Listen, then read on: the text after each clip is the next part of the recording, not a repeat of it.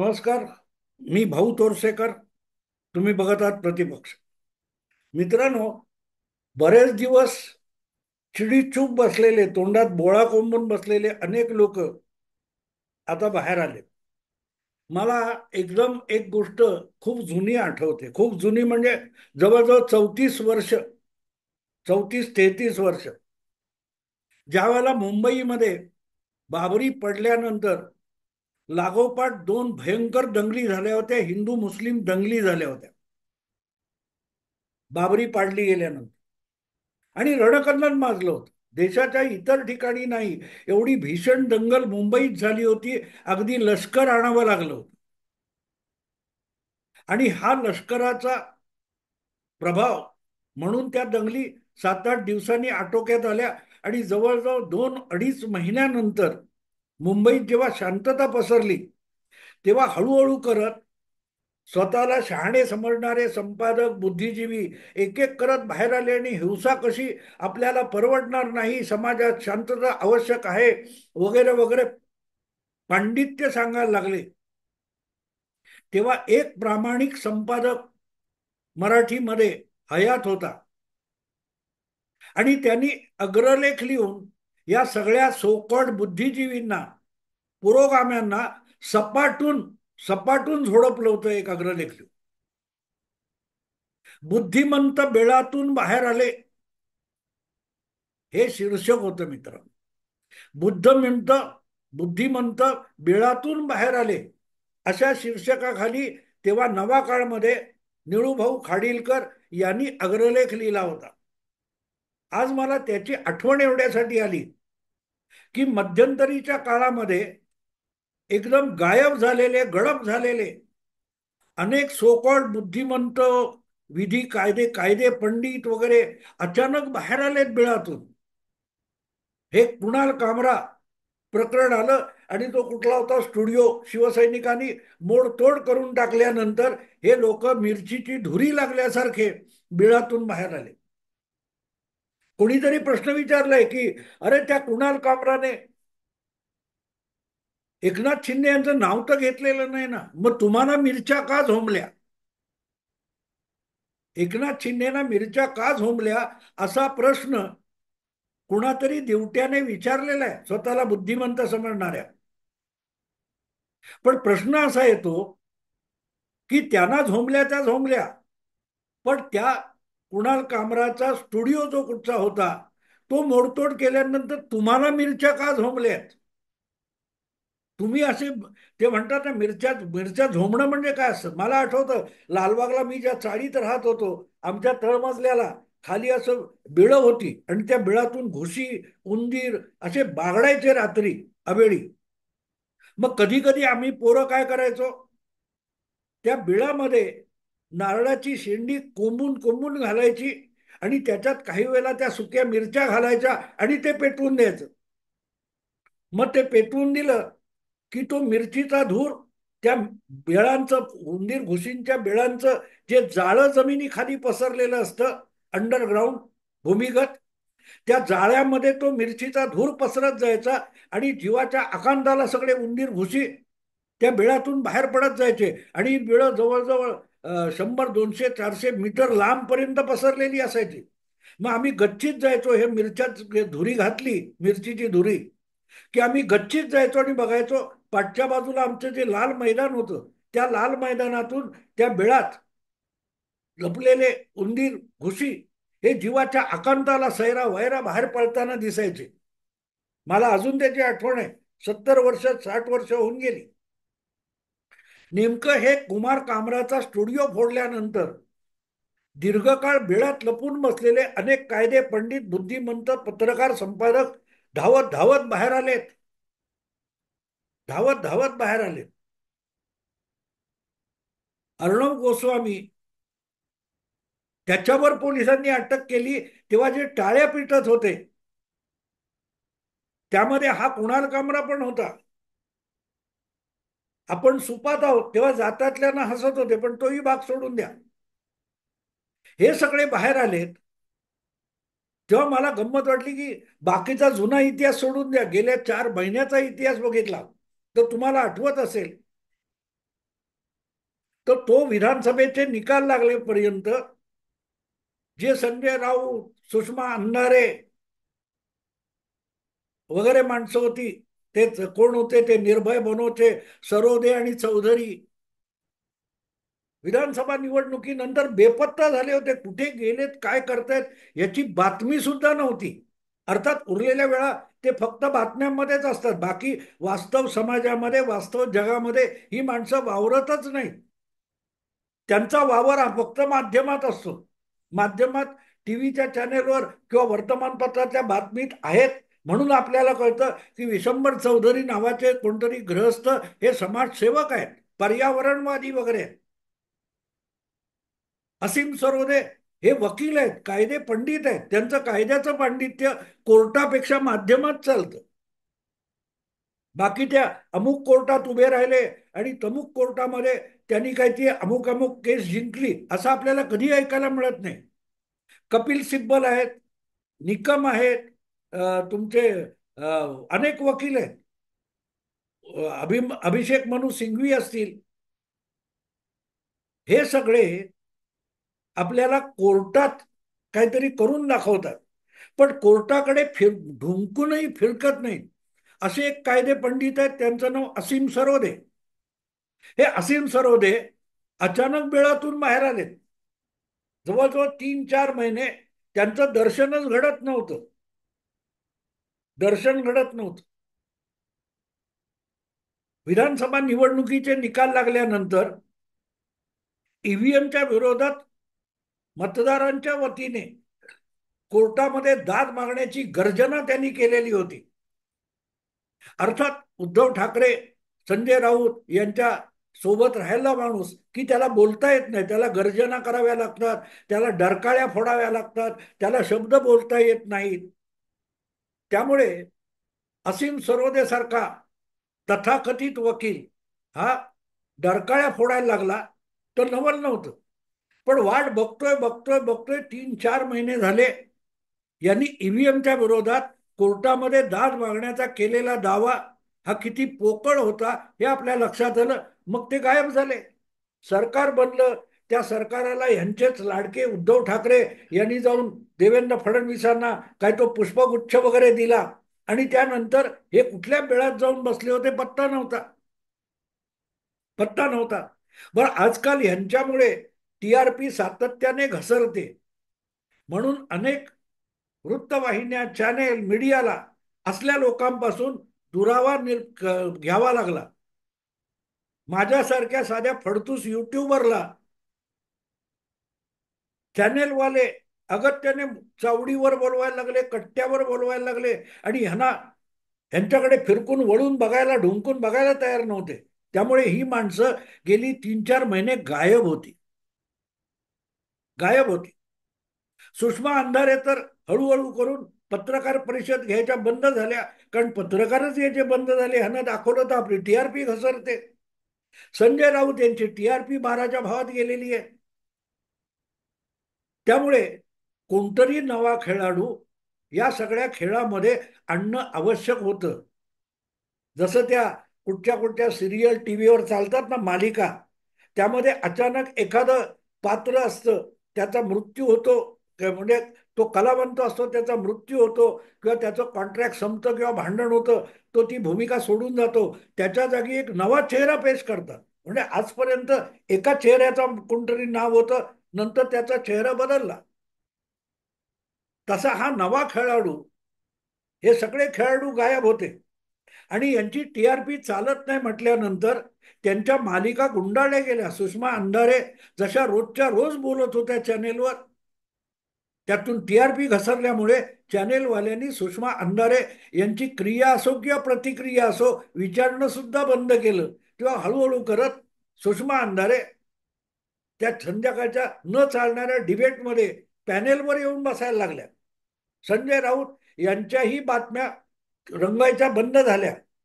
त्यामुळे कोणतरी नवा खेळाडू आणणं, नवं पात्र, नवा अभिनेता, कलाकार आणणं आवश्यक होतं. आणि म्हणून मला वाटतं महाविकास आघाडी असेल किंवा उबाठा शिवसेना असेल, त्यांनी हा नवा कॉमेडियन शोधलेला आहे की बाबा आता तू तरी काढ, कथा ती जुनीच. कथा तीच आहे, नवीन काय नाही. गद्दार, रिक्षावाला, आणि त्यातून कुणाल कामरा हे प्रकरण आलं.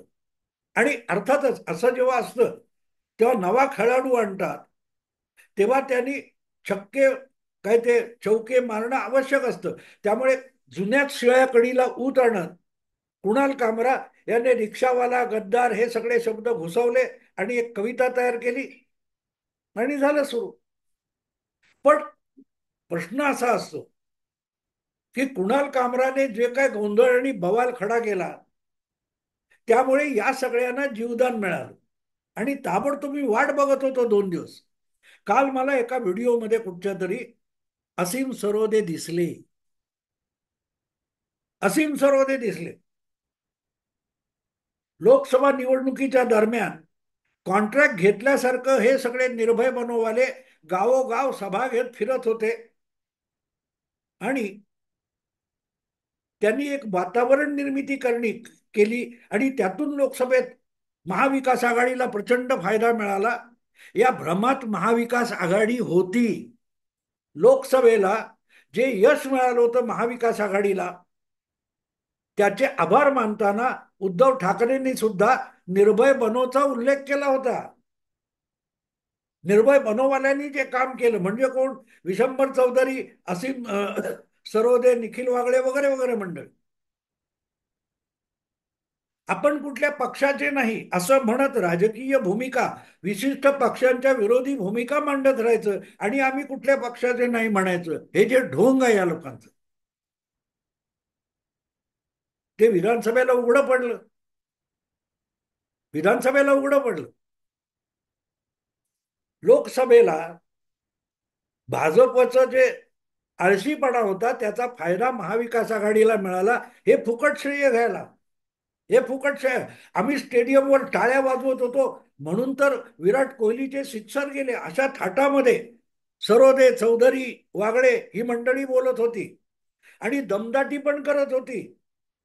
आठवतं तुम्हाला त्या विशाळगडच्या कबरीचा विषय निघाला, त्या उद्धव ठाकरेंचे कान उपटायला निखिल वागळे कसे सरसावले होते. विशाळगडच्या मुसलमानांना उद्धव ठाकरेंनी दगा दिलेला आहे म्हणजे काय? तर हिंदुत्वावर उभा केलेला पक्ष मुस्लिम आक्रमकतेच्या समर्थनार्थ उभा करणं आणि नाही केला तर दगा आहे. गद्दारी, कुणाल कामरा असो किंवा हे सरोदे वगैरे मंडळी असो, यांची भूमिका लक्षात घ्या. तुम्ही हिंदुत्वावर निवडून या, पण आम्हाला पाहिजे तसा कारभार चालवला पाहिजे. आणि जेव्हा यांना टीआरपी मिळत नाही तेव्हा मग असले उधारी उसनवारीचे कुणाल कामरासारखे खेळाडू आणावे लागतात. मित्रांनो, रणजी ट्रॉफी असो, आंतरराष्ट्रीय क्रिकेट असो, चॅम्पियन स्पर्धा असो, विश्वचषक स्पर्धा असो, या सगळ्यांमध्ये त्या त्या देशाचे खेळाडू खेळ करतात. पाकिस्तानकडून कोणतरी भारतीय खेळला किंवा ब्रिटनकडून कोणतरी ऑस्ट्रेलियन खेळला असं होत नाही. त्या त्या देशात नागरिक असतात, तेच त्या देशाच्या संघामधून खेळाडू म्हणून खेळतात. पण आयपीएल वगैरे सारख्या ज्या स्पर्धा असतात त्यामध्ये कंपन्या कंपन्या असतात ना, त्या कंपन्यांचे संघ असतात. त्या कंपन्या खेळाडूंना विकत घेतात आणि त्यांच्यावर त्यांचा एक संघ बनवतात आणि तो संघ खेळतो. काय ते मुंबईचा एक संघ आहे, मुंबई इंडियन्स किंवा दिल्ली डेव्हिल्स किंवा काय अशी वेगवेगळी नाव आहेत, राजस्थान रॉयल्स वगैरे. त्यामध्ये ऑस्ट्रेलियाचा खेळाडू पण राजस्थान मधून खेळतो. झारखंडचा तुमच्या काय तो महेंद्रसिंग धोनी हा तमिळनाडूच्या काय असत्या त्या संघातून खेळतो. तमिळनाडू म्हणजे काय, त्याचं त्या संघाचं नाव मला माहित आहे, CS काहीतरी वगैरे आहे. मुद्दा असा आहे मित्रांनो, की हे असे उधारी उसनवारीचे भाडोत्री खेळाडू आणणं हे त्या बोगस तात्पुरत्या दिखाऊ स्पर्धेमध्ये चालतं, पण राष्ट्रीय पातळीवर खेळ होतात त्यामध्ये नाही चालत. पक्षाची किंवा लढाई जी असते ती भाडोत्री सैनिकांवर नाही चालवत आहे. त्यासाठी देशाप्रती प्रेम असलेला सैनिक असावा लागतो, खेळाडू असावा लागतो. पाकिस्तान विरुद्ध खेळणारा भारतीय खेळाडू आणि पाकिस्तान विरुद्ध लढाईत उतरलेला सैनिक या दोघांमध्ये सारखंच प्रेम असतं भारताविषयी. देखावा नसतो, मिळणाऱ्या पैशासाठी नाही खेळत. कुणाल कामरा याला आणण्याचं कारण लक्षात घ्या. जेव्हा निर्भय मनोमनी केलेली गुंतवणूक बुडीत गेली, तेव्हा निर्भय मनोच्या संघामध्ये नवा खेळाडू आणणं आवश्यक होतं आणि त्यातून कुणाल कामरा आणला गेलेला आहे. कारण जे आजपर्यंत गेल्या वर्ष 2 वर्षामध्ये लोकशाहीच्या खोट्या नाट्यात बोगस व्याख्या सांगून, मतदारांच्या अधिकाराच्या खोट्या व्याख्या सांगून, जे वकील पांडित्य सांगत होते असीम सरोदे, मतदारांच्या वतीने ते सुप्रीम कोर्टात गेले होते. मतदाराचा अधिकार काय? उद्धव ठाकरेंचा अधिकार म्हणजे मतदाराचा अधिकार असतो. मतदाराशी गद्दारी एकनाथ शिंदेनी नाही केली तर उद्धव ठाकरेंनी केली होती. मतदाराने कौल दिला होता की शिवसेना भाजप युतीने सरकार बनवावं आणि काँग्रेस राष्ट्रवादीला सत्तेच्या बाहेर बसवावं, ही मतदाराची इच्छा होती. ती पायदळी तुडवणारा कोण होता? उद्धव ठाकरे. आपल्याला मुख्यमंत्री व्हायचंय म्हणून मतदाराने ज्यांना नाकारले त्यांना सत्तेत आणून बसवणं ही गद्दारी होती. त्या गद्दारीला मतदाराचा अधिकार ठरवणारे हे मोठे पंडित, कायदे पंडित असीम सरोदे. उद्धव ठाकरे म्हणजे मतदार आणि मतदार म्हणजे गद्दार. मतदाराने जो कौल दिला होता की आम्हाला शिवसेना भाजप युतीचं सरकार पाहिजे, त्यासाठी एकनाथ शिंदेनी जे पाऊल उचललं ती गद्दारी नव्हती. तो मतदाराचा अधिकार सिद्ध करण्यासाठी टाकलेलं पाऊल होतं, केलेलं बंड होतं. त्याला हे कायदे पंडित मतदाराच्या अधिकाराची पायमल्ली म्हणतात. इथे यांची घटना, लोकशाही, संविधान याविषयीची अक्कल लक्षात येते. खरं तर तुम्हाला मतदाराची बाजू घ्यायची तर त्या केसमध्ये सुद्धा उद्धव ठाकरेंनी मतदाराची कसा दगाफटका केला यासाठी सुप्रीम कोर्टाच्या केसमध्ये असीम सरोदेंनी जायला पाहिजे होतं. पण नाव मतदाराचं घ्यायचं आणि त्याच्याशी गद्दारी करणाऱ्या उद्धव ठाकरेंचं समर्थन करायचं, वकिली करायची, असले हे कायदे पंडित. आणि निर्भय मनोचं नाटक करत होते. पण त्यांनी लोकसभेला जे पेरलेलं होतं ते विधानसभेला उगवलं. विधानसभेला उगवलं. विशंभर चौधरी असोत किंवा तुमचे असीम सरोदे असोत, अशा निर्भय मनोवाल्यांनी विधानसभा निवडणुकीच्या आधीपासून जे काय पेरलेलं होतं, मशागत केली होती, निर्भय मनोचं बीज पेरलेलं होतं, त्यातून मतदार विधानसभेला निर्भय झाला. आणि त्या निर्भय झालेल्या मतदाराने इतकं भरभरून कुठल्याही मार्गाने महाविकास आघाडी सत्तेत येऊ नये असं मतदान केलं की यांना विरोधी नेता होण्याचीही क्षमता शिल्लक ठेवली नाही. थोडक्यात निर्भय मनोवाल्यांनी जी काय पेरणी केली, मशागत केली, त्याचे दुष्परिणाम विधानसभेला उद्धव ठाकरे, नाना पटोले, शरद पवार यांना भोगावे लागले. आणि म्हणून त्यांच्या लक्षात आलं की आता निर्भय मनोमध्ये नवा खेळाडू आणणं आवश्यक आहे. नवा खेळाडू. कारण या सगळ्यांनी आपलं पाहिजे तेवढं नुकसान केलंय. मतदार मतदार रस्त्यावर येऊन तुमची कॉलर पकडत नाही. तुम्ही सत्य, ती आयन रँड सांगते, आयन रँड नावाची इंग्रजी लेखिका बुद्धिमंत म्हणते की सत्य तुम्ही नाकारू शकता पण सत्य संपवू शकत नाही. सत्य तुमचा पाठलाग करतं आणि एका क्षणी येऊन तुमची कॉलर पकडतं. तसं विधानसभेला सत्य कॉलर पकडायला उभं राहिलं आणि सगळेच्या सगळे महाविकास आघाडीचे पक्ष नंगे होऊन गेले. आणि नंगे झाल्यामुळे हे सगळेच्या सगळे निर्भय बनवाले उंदीर बेळात लपून बसले होते. आता त्या कुणाल कामराने जो काय एक मोठा बवाल खडा केला, त्यामुळे आमची धाकधूक जरा कमी झाली आणि एक एक करून बेळाच्या बाहेर आले आणि कामराच्या अभिव्यक्ती स्वातंत्र्याबद्दल बोलतायत. मग केतकी चितळेच्या आविष्कार स्वातंत्र्याचं काय? जर तुम्ही केतकी चितळेच्या अटकेच्या विरुद्ध काहूर माजवलं असतं तर आज तुमचं कामराच्या बाबतीतलं समर्थन आम्ही मान्य केलं असतं, लोकांनी मान्य केलं असतं.